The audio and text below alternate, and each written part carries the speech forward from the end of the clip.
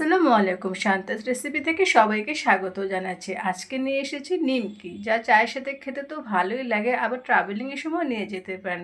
কিভাবে করি সেই প্রসেসটি করে দেখাচ্ছি। শুরুতেই লাগছে আমার ময়দা। এখানে আমি 8 কাপ ময়দা নিয়ে নিয়েছি, আপনারা চাইলে আটা দিয়েও করতে পারেন।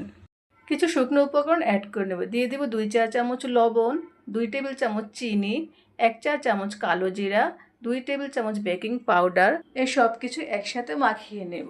দিয়ে দেবো 1 কাপ তেল। তেলটা গরম করে দিয়েছি, এতে করে নিমকিটা খাস্তা হবে।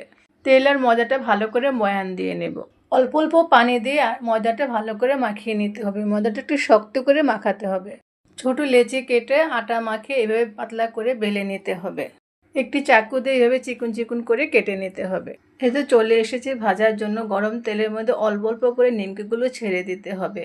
একসাথে অনেকগুলি ভেজে নেওয়া যাবে। তো আমার নিমকি ভাজা হয়ে গেছে, আমি তুলে নিচ্ছি। হালকা বাদামি রং হলে তুলে নিতে হবে, বেশি ব্রাউন করা যাবে না। নিমকিগুলো এক একটি ব্যাচ ভাজতে আমার 10 মিনিট করে সময় লেগেছে।